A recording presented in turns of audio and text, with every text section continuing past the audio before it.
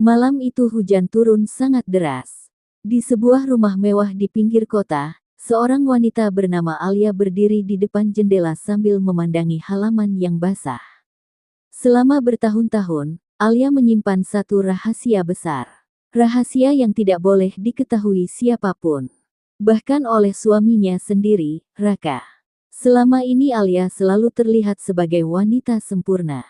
Istri yang setia, ibu yang penyayang, dan wanita yang tidak pernah punya masalah. Namun malam itu semuanya berubah. Pukul 9 malam, Raka pulang lebih cepat dari biasanya. Alia. Tidak ada jawaban. Raka kembali memanggil. Alia, kamu di mana? Alia keluar dari kamar dengan wajah pucat. Kamu sudah pulang. Raka mengangguk. Iya, tapi tadi aku menemukan sesuatu di mobil. Alia langsung terdiam. Apa? Raka mengeluarkan sebuah amplop tua. Amplop itu terlihat sudah lama disimpan. Di bagian depan tertulis sebuah nama. Alia Pramesti. Wajah Alia seketika berubah. Dari mana kamu dapat itu? Raka menatap istrinya. Jadi kamu mengenalinya? Alia tidak menjawab. Raka membuka amplop tersebut. Di dalamnya terdapat beberapa lembar foto lama. Foto seorang bayi. Foto seorang pria muda. Dan foto Alia ketika masih berusia 20 tahun. Raka menatap istrinya dengan penuh kebingungan. Siapa bayi ini? Alia mulai menangis. Raka, jangan buka semuanya. Kenapa? Karena kalau kamu tahu semuanya, hidup kita tidak akan pernah sama lagi. Raka terdiam. Justru kalimat itu membuat rasa penasarannya semakin besar. Ia mengambil foto terakhir. Di belakang foto tertulis, jika suatu hari Alia kembali, katakan kepadanya bahwa anak itu masih hidup. Raka membeku. Anak. Alia menutup wajahnya. Air matanya jatuh semakin deras. Maafkan aku. Raka mundur beberapa langkah.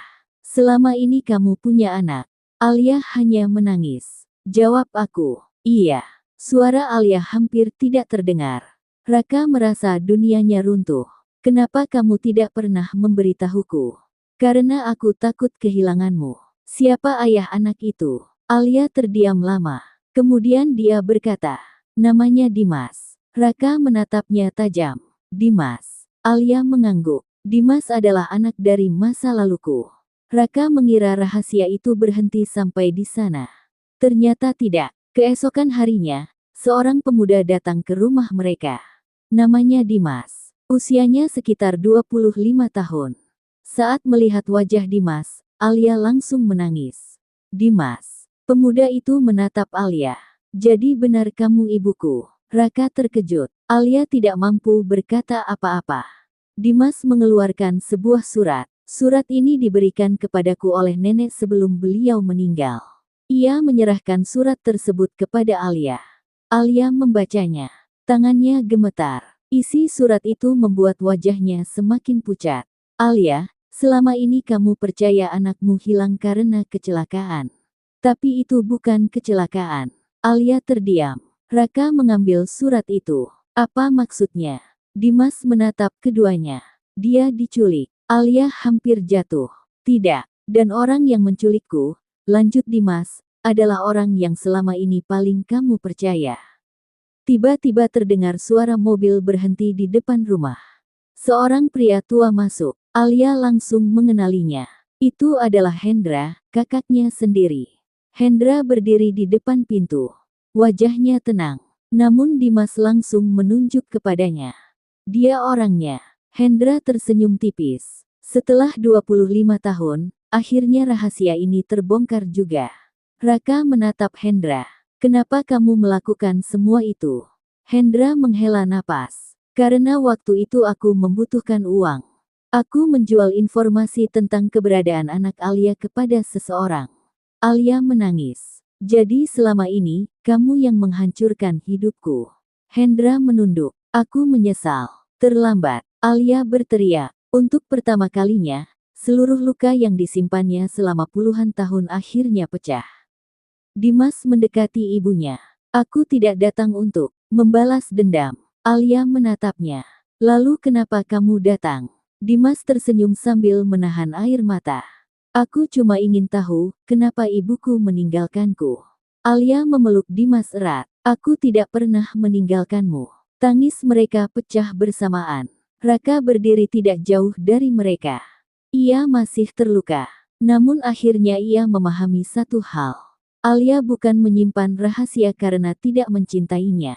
Alia menyimpan rahasia karena selama bertahun-tahun dia hidup dalam ketakutan. Raka menghampiri Alia. Aku masih marah. Alia menunduk. Tapi aku tidak akan meninggalkanmu. Alia menangis. Raka. Mulai hari ini, kata Raka, tidak boleh ada rahasia lagi di antara kita. Dimas menatap mereka. Untuk pertama kalinya dalam hidupnya, dia merasa memiliki keluarga. Namun sebelum semuanya benar-benar berakhir, polisi datang ke rumah. Hendra akhirnya harus mempertanggungjawabkan perbuatannya.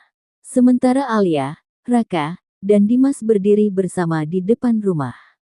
Hujan mulai berhenti. Langit yang sebelumnya gelap perlahan berubah cerah. Alia menatap kedua orang yang kini berada di sisinya. Maaf karena butuh waktu 25 tahun untuk mengatakan kebenaran. Dimas tersenyum. Tidak apa-apa, Bu. Raka menggenggam tangan Alia. Yang penting sekarang semuanya sudah terbongkar. Alia mengangguk. Air mata masih mengalir di wajahnya. Tetapi kali ini bukan karena kesedihan. Melainkan karena sebuah rahasia yang selama puluhan tahun menghantui hidupnya. Akhirnya telah terbongkar. Dan malam itu menjadi awal baru bagi mereka.